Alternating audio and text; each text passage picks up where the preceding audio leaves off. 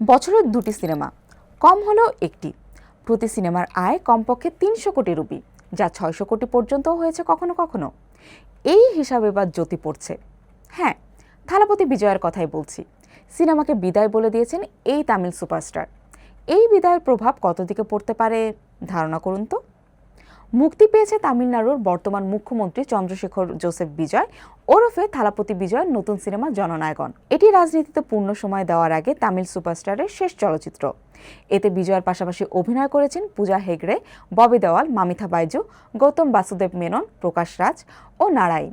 বিদায় সিনেমা হিসেবে আলোচনায় থাকা জননায়কন মুক্তির পর থেকে বক্স অফিসে দাপট দেখাচ্ছে। ভারতীয় গণমাধ্যম হিন্দুস্তান টাইম জানিয়েছে, মুক্তির দিন তামিলনাড়ুর অধিকাংশ প্রেক্ষাগৃহে সিনেমাটির শো ছিল হাউসফুল।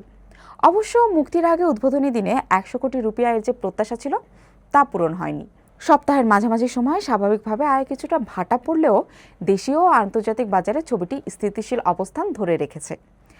বিদেশের বাজারে ভালো সাড়া পেয়েছে জননায়কন। যুক্তরাষ্ট্রে প্রিমিয়ার শো থেকে প্রথম দিনে ২০ লাখ মার্কিন ডলারের বেশি আয় করে সিনেমাটি। অন্যান্য আন্তর্জাতিক বাজার মিলিয়ে প্রথম দিনের আয় ছিল আরও ১০ লাখ মার্কিন ডলারের বেশি। সবশেষ খবর পাওয়া পর্যন্ত তামিল তারকা ও তামিলনাড়ুর মুখ্যমন্ত্রী বিজয়ের বিদায় ছবি জননায়কন মুক্তির ১০ দিনে আয় করেছে ২৮০.৫ কোটি রুপি। মুক্তির পর সামাজিক যোগাযোগ মাধ্যমে দর্শকদের প্রতিক্রিয়ায় দেখা গেছে, বিজয়ের উপস্থিতি ও আবেগঘন মুহূর্তের প্রশংসা মিললেও ছবির গল্প, দৈর্ঘ্য ও দ্বিতীয়ার্ধ নিয়ে মতভেদ রয়েছে। দর্শকের মতে পর্দায় বিজয়ের উপস্থিতি আগের মতোই আকর্ষণীয়। পাশাপাশি অনিরুদ্ধ রবিচন্দ্রের ব্যাকগ্রাউন্ড মিউজিক এবং আবেগময় দৃশ্যগুলো প্রশংসা কুড়িয়েছে। তবে অনেকেই মনে করছেন গল্পটি বেশ পরিচিত ধাঁচের এবং প্রায় ৩ ঘন্টার দৈর্ঘ্য ছবির গতি কমিয়ে দিয়েছে। ভারতের অনেক সিনেমা সমালোচকেরা সিনেমাটি নিয়ে বেশ অসন্তোষ প্রকাশ করেছেন।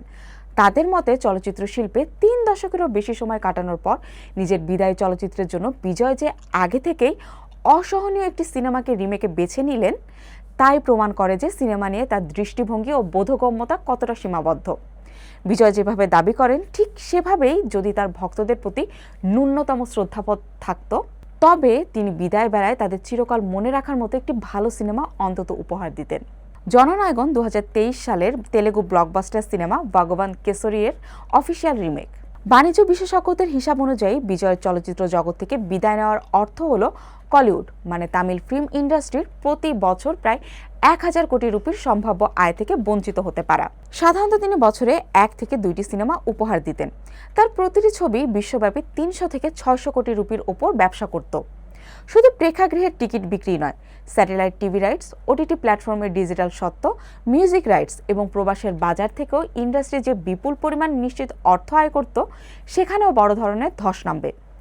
পাশাপাশি একক প্রেক্ষাগৃহগুলোর টিকিট ও খাবারের দোকানের লভ্যাংশের একটি বিশাল অংশ আসত তার সিনেমার উপর ভর করে। ফলে এত বড় রিলিজ না থাকা প্রদর্শকদের বার্ষিক ব্যবসার ওপর বিরূপ প্রভাব ফেলবে। তামিল চলচ্চিত্রে তার এই সরে দাঁড়ানোর প্রভাব হবে অত্যন্ত সুদূর প্রসারী।